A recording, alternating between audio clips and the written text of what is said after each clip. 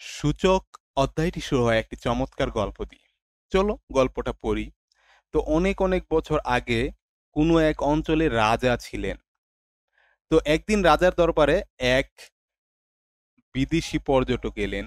সাথে নিয়ে এলেন ভীষণ সুন্দর এক চিত্রকর্ম। রাজা খুশি হয়ে পর্যটককে সে চিত্রকর্মের মূল্য দিতে চাইলেন, কিন্তু পর্যটক সরাসরি কোনো মূল্য না চেয়ে বললেন, এই চিত্রকর্মের মূল্য দেওয়ার নিয়ম একটু ভিন্ন। রাজা জিজ্ঞেস করলেন, বলো দেখি কি নিয়ম? পর্যটক বললেন, টানা 50 দিন ধরে এই মূল্য নিবেন। প্রথম দিন 1 টাকা নিবেন, দ্বিতীয় দিন তার দ্বিগুণ অর্থাৎ 2 টাকা, তারপরের দিন দ্বিতীয় দিনের দ্বিগুণ অর্থাৎ 4 টাকা।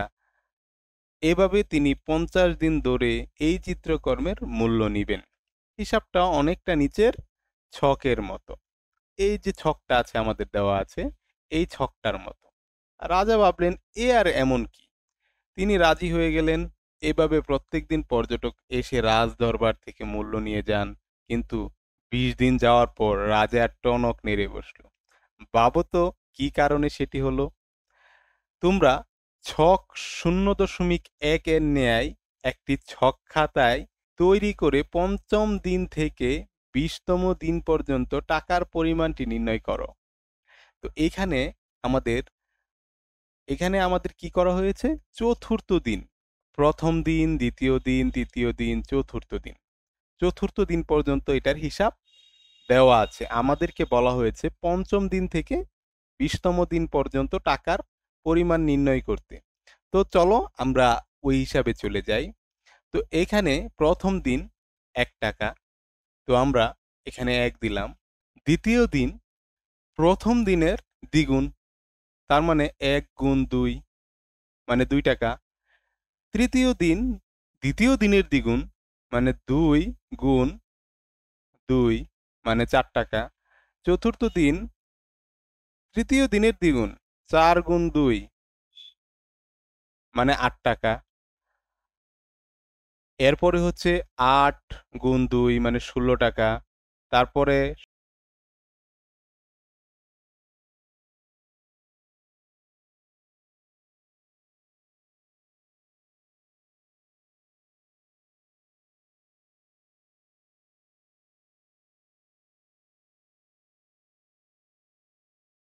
1072 গুণ 2 2,62,000 টাকা।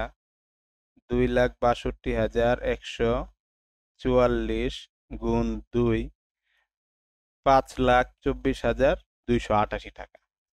তো দেখো একটা সহজ হিসাব কতটুকু ভয়ানক হতে পারে। তো শুধুমাত্র 5,24,288 টাকা নেয় না, এই প্রত্যেক দিন কিন্তু সে টাকা নিয়েছে। এই সবগুলো যোগ করার পরে দেখা যাবে আরো অনেক টাকা হয়ে যাবে। তো আমরা আবার বইয়ে ফেরত যাই। তো এই হিসাবটা যদি আমরা আরো সহজেই বুঝতে চাই, তাহলে আমরা কাগজের ভাঁজের একটা খেলা আছে। এই খেলা যদি খেলি তাহলে কিন্তু আমরা আরো সহজে এসে জিনিসটা বুঝতে পারবো। প্রথমে একটা কাগজ নিতে হবে। কাগজ নিয়ে তার চারপাশে গড় করে নিতে হবে, এরকম করে।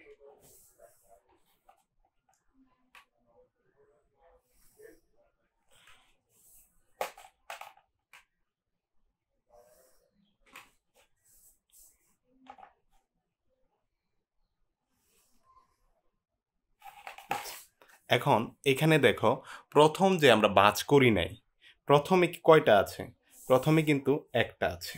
এখন এখানে আমরা একটা ভাঁজ করব।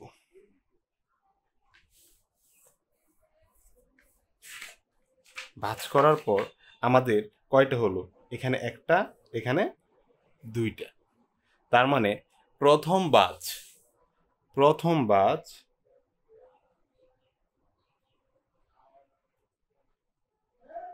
2টা হয়। এটা ভাঁজ দেওয়ার পর আমরা এটাকে আবার আরেকটা ভাঁজ দিলাম।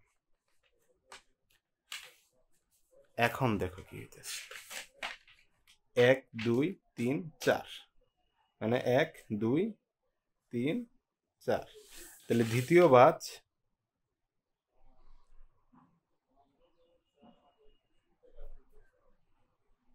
4টা। তারপর আরো একটা ভাঁজ দিলাম আমরা।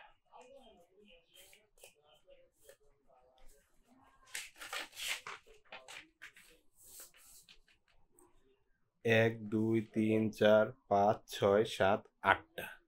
তার মানে তৃতীয় ভাঁজ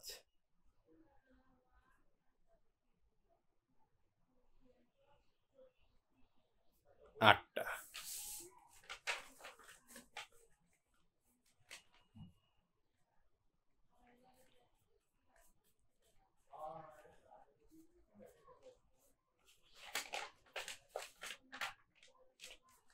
1 2 3 4 5 6 7 8 9 10 11 12 13 14 15 16। 16টা।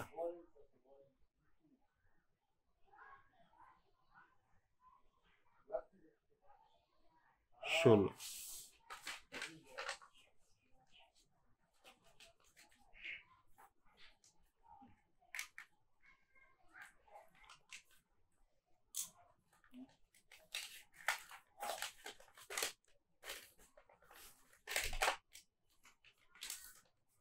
1 2 3 4 5 6 7 8 9 10 11 12 13 14 15 16 17 18 19 20 21 22 23 24 25 26 27 28 29 30 31 32।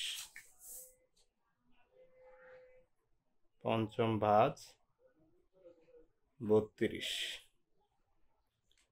ঠিক সেম ভাবে যদি আমরা এটা হচ্ছে 2 ভাগে ভাঁজ করার, 2 ভাগে ভাঁজ। এখন যদি আমরা 3 ভাগে ভাঁজ দেখতে চাই, আমরা আরেকটা কাগজ নিলাম, এটাকে আমরা মার্ক করে নিই।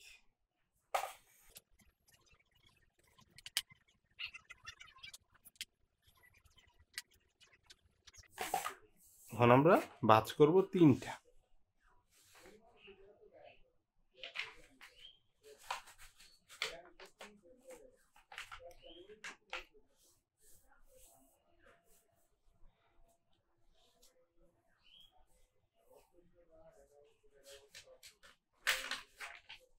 কয়টা হলো? 1 2 3। প্রথম ভাঁজে 3টা হলো।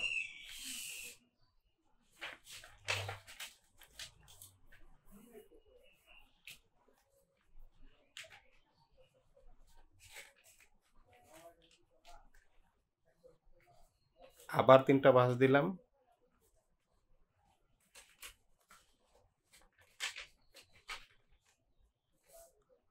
1 2 3 4 5 6 7 8 9।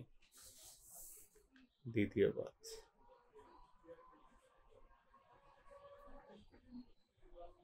9টা।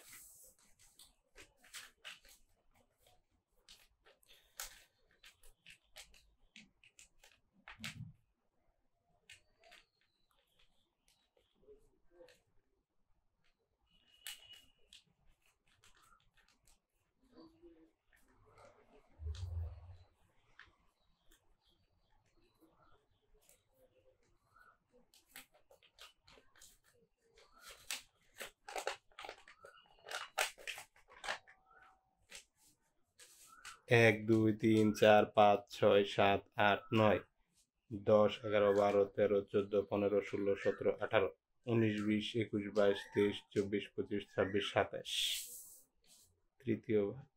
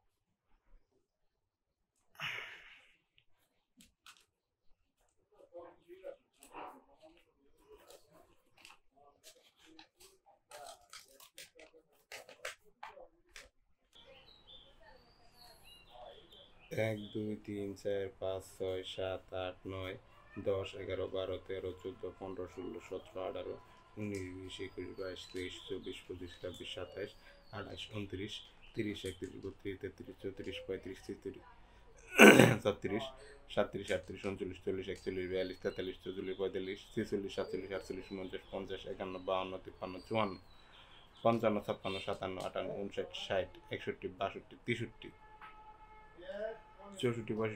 71 72 73 74 75 76 77 78 79 80 81 চতুর্থ ভাঁজ 81। এবার চলো শ্রেণীকক্ষে বসেই একটি কাজ করি। তোমাদের যাদের রোল নং জোড় সংখ্যা তারা 6 সংখ্যাটি নিচের ছকে লিখো এবং যাদের রোল বিজোড় তারা 5 সংখ্যাটি নিচের ছকে লিখো। তো আমি ধরে নিলাম আমার রোল বেজুর, তো আমি লিখে নিলাম 5। তো এখানে কতটি সংখ্যা আছে? একটি সংখ্যা আছে। তুমি যে সংখ্যাটি নিলে সেই সংখ্যাটিকে সেই সংখ্যা দিয়ে একবার গুণ করো এবং তা নিচের ছকে লিখো। তো এই ঘরে কি হবে? 5 ইন্টু 5 গুণফল কি হবে? 5 5 25। গুণাকারে আলাদাভাবে একই সংখ্যা কতটি রয়েছে? একই সংখ্যা কয়টি রয়েছে? একটা, দুইটা, দুইটি রয়েছে। তো ঠিক সেম ভাবে এখানে কি বলা হয়েছে? আগের বারের মতোই সেই সংখ্যাটি দুইবার গুণ করো এবং নিচের ছকে গুণাকারে লেখো গুণফল কত পেলে। তো এখানে আবার লিখলাম 5 5 5 5 5 5 5 25 5 25 125। তাহলে এখানে গুণাকারে আলাদাভাবে একই সংখ্যা কতটি রয়েছে? 3টি রয়েছে।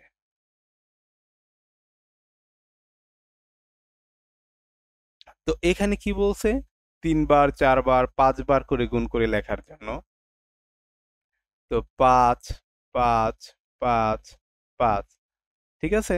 তো এখানে এটার গুণফল কত হয়? 625। আর গুণাকারে আলাদাভাবে একই সংখ্যা কতটি রয়েছে? 4টি রয়েছে। তো এভাবে আমরা 5 বার লিখি। 5 গুণ 5 গুণ 5 5 কয়বার হইল? 4 বার, 5 বার। তো এটার উত্তর হবে 3125। কয়বার আছে? 1 2 3 4 5 বার আছে। ঠিক সেম ভাবে আবার এটা 6 বার গুণ করি। 1 বার, 2 বার, 3 বার, 4 বার, 5 বার, 6 বার। এটার উত্তর কত হবে? 15,625। কয়বার হলো? 6 বার। তো নিচের নিচের ছকটি কি করতে বলছে? 10 বার, 11 বার, 12 বার গুণ করে নিচের ছকটাও কি পূরণ করতে বলছে। তো আমরা নিচের ছকটি 10 বার করে লিখি।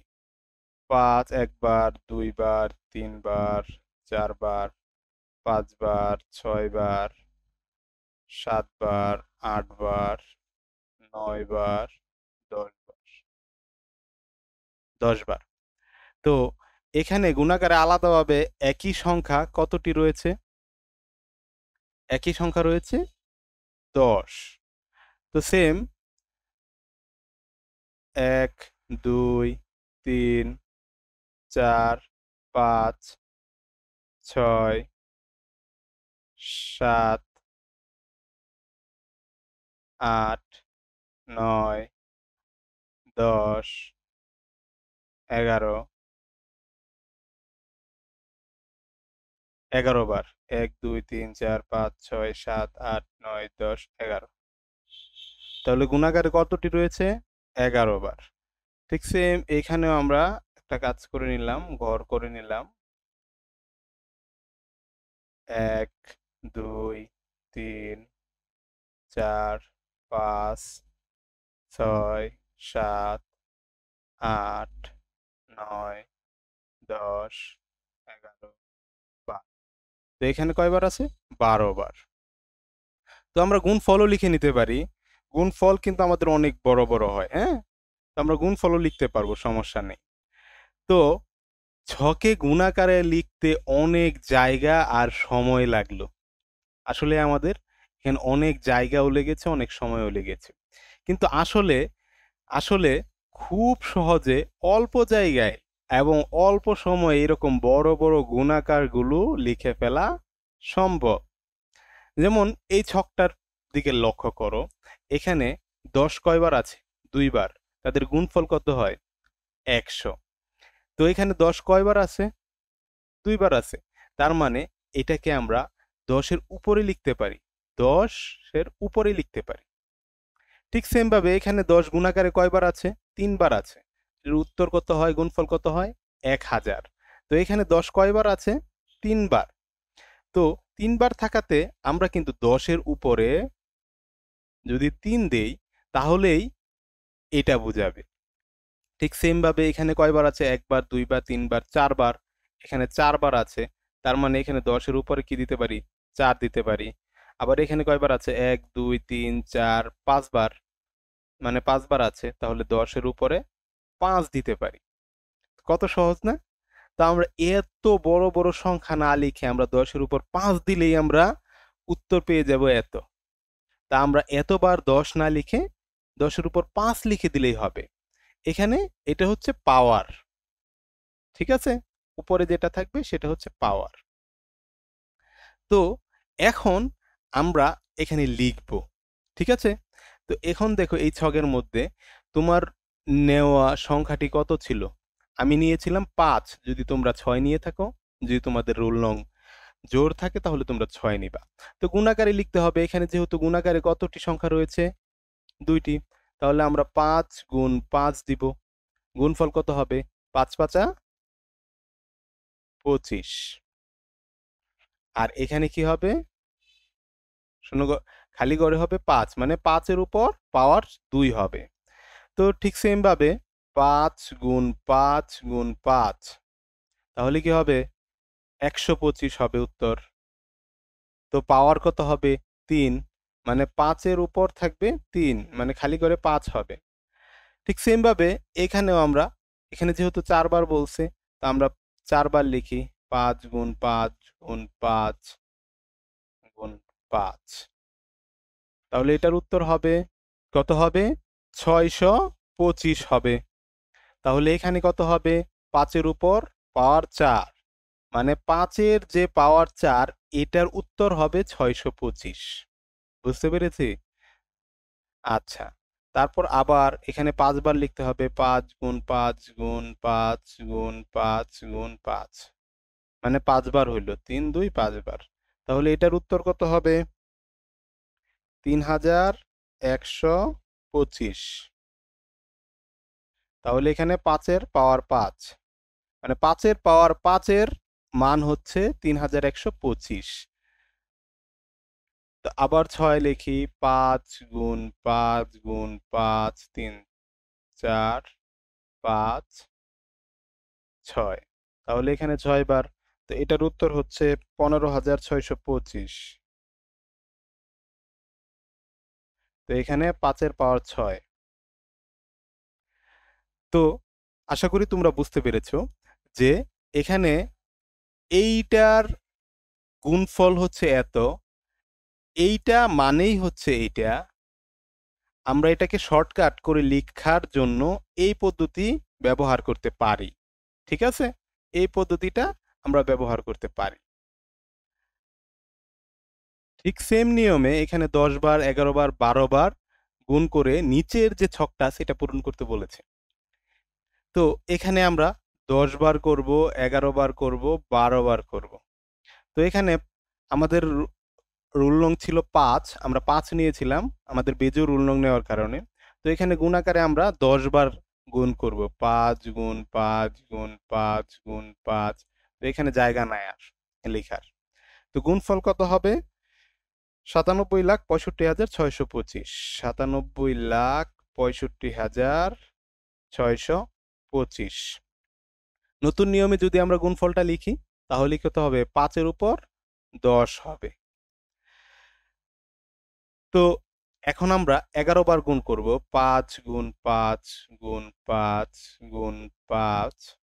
তো এখানে এটার উত্তর হবে 4,88,28,125। তো এটা নতুন উপায়ে যদি আমরা লিখতে যাই তাহলে কি হবে? 5-এর উপরে 11 বসবে। তো আবার আমরা 12 বার গুণ করব। 5 গুণ 5 গুণ 5 5। জায়গা না থাকার কারণে আমরা লিখতে পারলাম না। এটার উত্তর হবে 24,41,40,625। তো এখানে 5-এর উপরে পাওয়ার হবে 12। তো দেখো, এখানে এই গুণাকারে লেখার থেকে কিন্তু এইটা লেখা খুবই সহজ।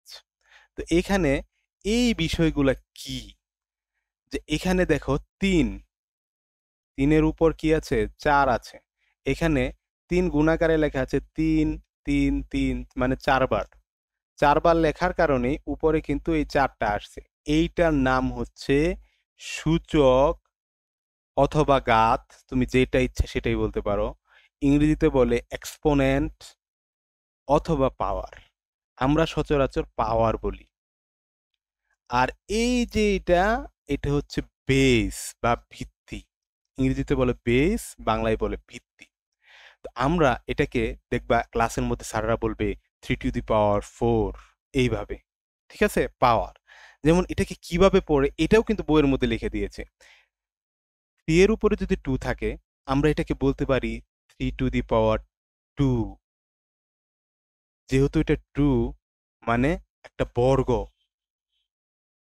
তাই আমরা বাংলায় 3-এর বর্গও বলতে পারবো, অথবা ইংরেজিতে স্কয়ার বলতে পারবো, যে 3 স্কয়ার, 3 স্কয়ার এভাবেও বলতে পারবো। এখন যদি 3-এর উপর 3 থাকে তাহলে আমরা এটাকে ইংলিশে বলতে পারবো 3 টু দি পাওয়ার 3। যেহেতু 3 হচ্ছে ঘন, তাই এটাকে ঘনও বলতে পারবো, 3-এর ঘন, অথবা বলতে পারবো 3 কিউব। ঠিক আছে? 3 কিউব বলবো। তো এরপরে 3-এর উপর যদি 4 থাকে তাহলে বলতে পারবো 3 টু দি পাওয়ার 4। এটাকে অন্য বাংলাতে বলতে পারবো 3-এর সূচক 4 অথবা 3-এর ঘাত 4, এভাবে বলতে পারবো। 3-এর উপর যদি 5 থাকে সেক্ষেত্রে আমরা ইংরেজিতে বলবো 3 টু দি পাওয়ার 5, অথবা যদি আমরা বাংলায় বলি 3-এর সূচক 5 বা 3-এর ঘাত 5। যেমন সৃজনশীল প্রশ্নের মধ্যে একটু কঠিন করে বলে দেয় যে 3-এর সূচক 4 হলে এর মান কত, এর উত্তর কত? 3-এর ঘাত 4 হলে এর উত্তর কত? 3 টু দি পাওয়ার 4 হলে নিচের কোনটি সঠিক? এইরকম ভাবে প্রশ্ন আসে। তাই সব বিষয় কিন্তু আমাদের জানতে হবে। কিউব হলে কি হবে, স্কয়ার হলে কি হবে, এটা কিন্তু আমাদের জানতে হবে। যে 3-এর স্কয়ার মানে কি? 3 গুণ 3। এটার গুণফল কত হবে? 3 3 9, মানে 3-এর স্কয়ারের মান হচ্ছে 9। আবার 3-এর উপর 3 থাকলে এর মানে কি? 3 গুণ 3 গুণ 3, মানে 3 3 9, 3 9 27। এটার উত্তর কত? 27। মানে 3 কিউবের মানও 27, 3 টু দি পাওয়ার 3 এর মানও 27, 3-এর সূচক 3-এর মানও 27, 3-এর ঘাত 3-এর মানও 27। প্রশ্নের মধ্যে যেভাবেই বলুক না কেন আমরা কিন্তু উত্তর 87 করতে পারবো, কারণ আমরা সবকিছু জানি। এখন আমরা একটু নিচে আসি। এখানে দেখো কি বলেছে। এখানে 10, 10-এর পাওয়ার কত দিয়েছে? 1। 10-এর পাওয়ার 1 দেওয়াতে উত্তর হয়েছে 10। এখানে 10 দুইবার আছে, তাহলে আমরা কি লিখতে হবে? 10-এর পাওয়ার 2 মানে 100। এখানে 10-এর পাওয়ার 3 আছে, তার মানে এখানে 10 3 বার গুণ করতে হবে। 3 বার গুণ করলাম আমরা। এখানে দেখো 10 1 বার 2 বার 3 বার 4 বার আছে, তার মানে 10-এর পাওয়ার কত হবে? 4। এখানে 10-এর পাওয়ার 5 আছে, তার মানে 10 কয়বার গুণ করতে হবে? 5 বার। 1 বার, 2 বার, 3 বার, 4 বার, 5 বার। ঠিক সেম ভাবে এখানে কয়বার আছে? 1 বার, 2 বার, 3 বার, 4 বার, 5 বার, 6 বার। তাহলে 10 এর পাওয়ার কি করতে হবে? 6 লিখতে হবে। খুব সহজ। ঠিক সেম ভাবে আমরা নিচের ঘরগুলোও পূরণ করি। 1, 2, 3, 4, 5, 6, 7, 8, 9, 10, 11, 12, 13, 14। তো এখানে কি করতে হবে? 7 এর উপর 14 দিতে হবে। মানে এখানে 7 হচ্ছে বৃত্তি আর ঘাত হচ্ছে 14। দেখো এখানে কিন্তু ঘাত বলছে। মাঝে মাঝে এটা ঘাত বলবে না, আবার সূচক বলবে, মাঝে মাঝে এটা বলবে পাওয়ার, মাঝে মাঝে বলবে শক্তি। এক এক সময় এক একটা বলবে, তো এটাতে ঘাবড়ানো যাবে না। তো এখানে 14, 1, 2, 3, 4, 5, 5 বার আছে। তাহলে 14-র উপরে কি 5 হবে? এখানে বৃত্তি হচ্ছে 14, ঘাত হচ্ছে 5। 1, 2, 3, 4, 5, 6, 7, 8, 9, 10। এখানে 2 এর উপরে 10 বসবে। 2 হচ্ছে বৃত্তি, 10 হচ্ছে ঘাত। 1, 2, 3, 4, 5, 6, 7, 8। এখানে 11-র উপরে 8 বসবে। 11 হচ্ছে বৃত্তি, 8 হচ্ছে ঘাত। এখানে 21 আছে, 21-এর উপর মনে মনে কি আছে? একটা 1 আছে। তার মানে 21 মনে মনে কি আছে? 1।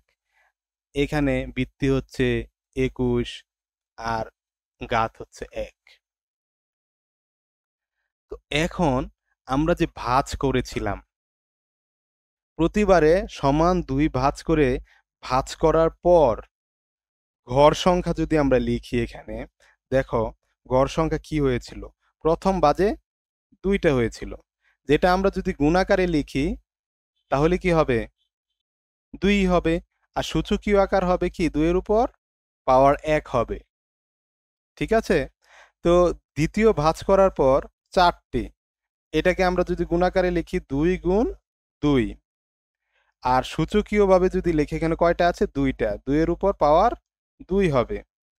তৃতীয় ভাঁজে আমাদের গড় সংখ্যা ছিল 8টি। তো এখানে 2 গুণ 2 গুণ 2 হবে। এখানে 2, 2 দুগুণা 4, 4 দুগুণা 8। মানে 2 কয়টা আছে? 3টা। 2 এর পাওয়ার কত হবে? 3 হবে। এখানে চতুর্থ বাজে আমাদের গড় সংখ্যা হয়েছিল 16টি। মানে 2 গুণ 2 গুণ 2 গুণ 2। মানে 2 দুগুণা 4, 4 দুগুণা 8, 8 দুগুণা 16। দেখছো কত সুন্দর মিলে যায়? তাহলে 2 এর পাওয়ার কত হবে? 4। পঞ্চম বাজে আমাদের গড় সংখ্যা হয়েছিল 32টি। এখানে 2 গুণ 2 গুণ 2 গুণ 2 গুণ 2। 1, 2, 3, 4, 5। মানে 2 দুগুণা 4, 4 দুগুণা 8, 8 দুগুণা 16, 16 দুগুণে 32। এখানে 2 এর পাওয়ার হবে 1, 2, 3, 4, 5। 5টি। তো এখন একটা জিনিস আমরা চিন্তা করি। কি চিন্তা? এখন যখন কিন্তু আমরা ভাঁজ করি না একটা কাগজ, তখন এটার মান কত ছিল? তখন কিন্তু আমরা একটা ভাঁজও করি নাই।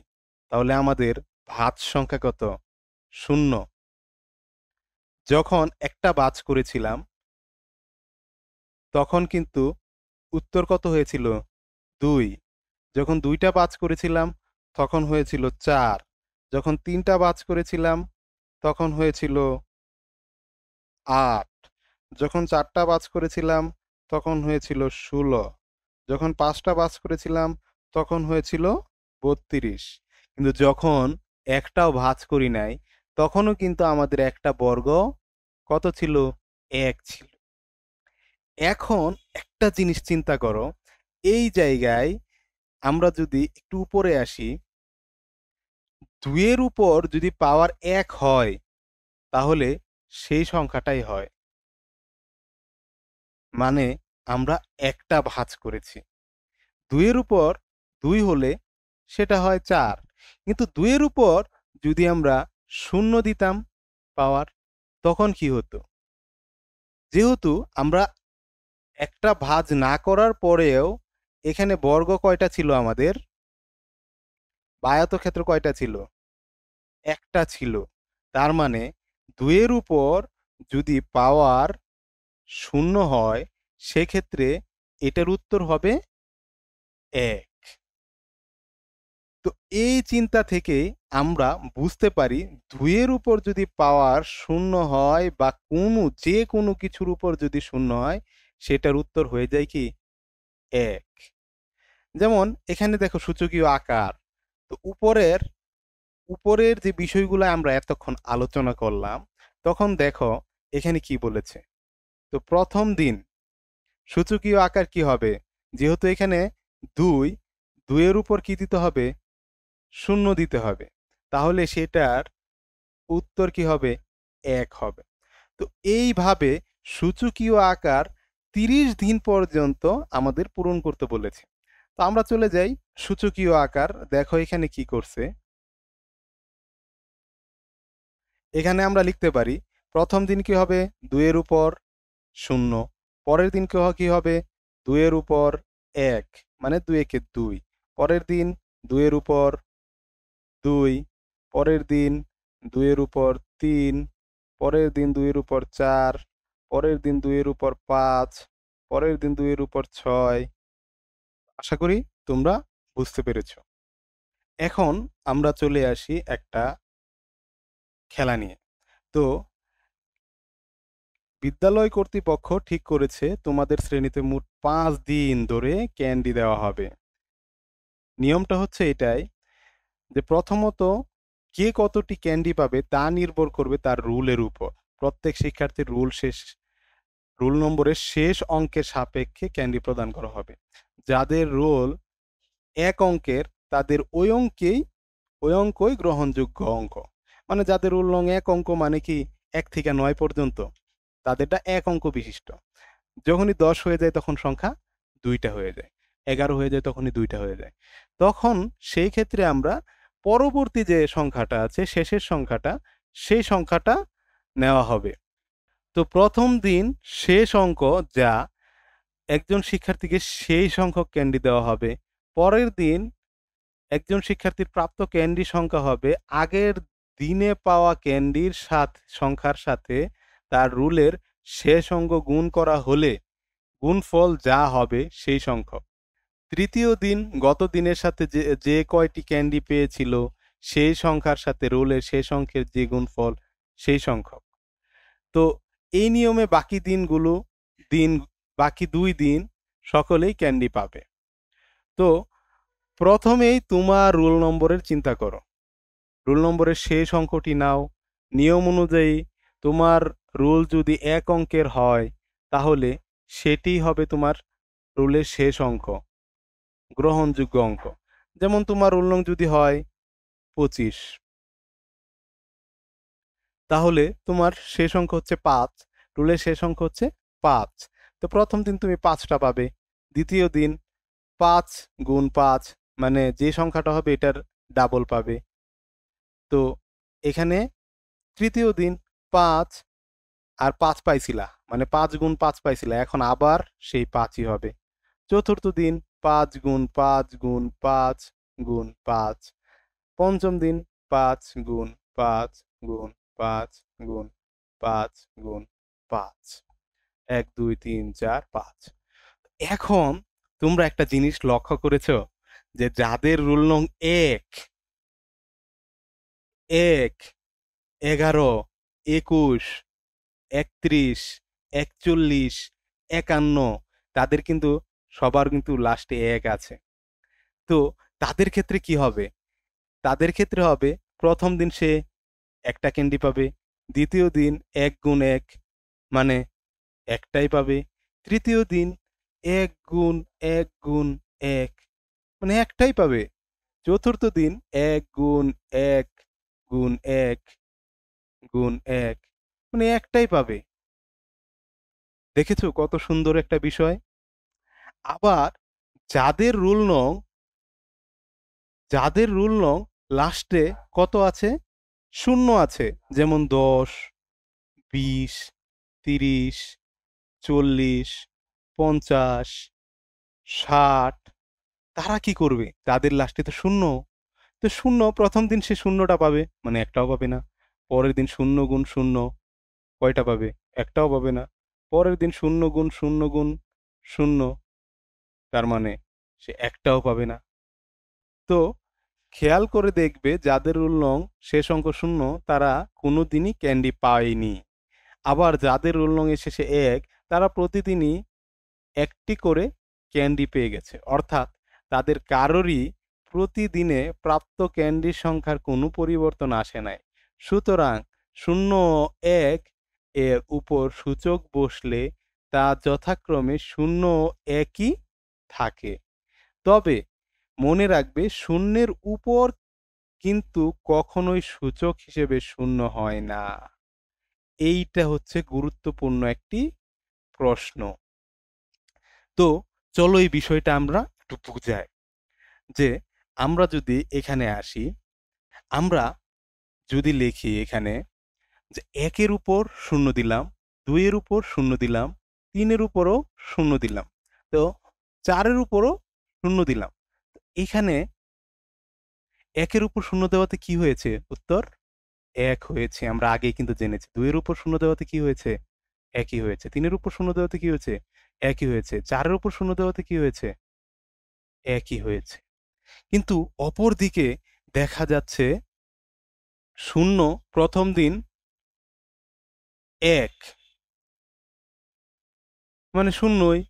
০ দ্বিতীয় দিন পাওয়ার 2 হলে ০ই হয়ে যাচ্ছে। ০ তৃতীয় দিন ০ই পাচ্ছে। ০ চতুর্থ দিন ০ই হচ্ছে। এইখানে একটা জিনিস আমরা বুঝতে পারি। পাওয়ার যদি ০ হয়, পাওয়ার ০ ১ বানিয়ে দেয়। আর ভিত্তি ০ ০ বানিয়ে দেয়।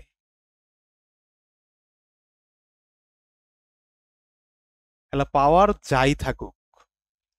তো এইখানে যদি ০ এর উপর ০ হয় তাহলে কি হবে? তো এই ভিত্তির ০ সে কি করল?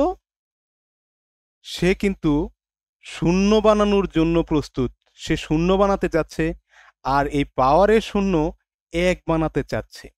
২ জনের মধ্যে তুমুল ঝগড়া হয়ে গেল। এখন আমাদের ম্যাথমেটিশিয়ান তারা কি করলো? এই ঝগড়াটা দেখে তারা চিন্তা করলো যে এই ঝগড়া তো আর থামানো যাচ্ছে না। তারা এইটার যে একটা উত্তর এটাকে অসংজ্ঞায়িত বলে দিল, যেটাকে ইংরেজিতে বলে আনডিফাইন্ড। মানে যাকে সংজ্ঞায়িত করা যায় না, তাদের যুদ্ধ সারা জীবন লেগেই থাকবে। তো এই জন্যেই আমাদের পাঠ্য বইয়ের মধ্যে বলে দিয়েছে মনে রাখবে ০ উপর কিন্তু কখনোই সূচক হিসেবে ০ হয় না। কারণ তাদের ঝগড়া চিরদিন লেগেই রয়েছে এবং তাদের উত্তর আনডিফাইন্ড বা অসংজ্ঞায়িত বলা হয়েছে। তো আশা করি তোমরা বুঝতে পেরেছ। তো ভিডিও এই পর্যন্তই। পরবর্তী ভিডিওর আমন্ত্রণ রইল। আল্লাহ হাফেজ।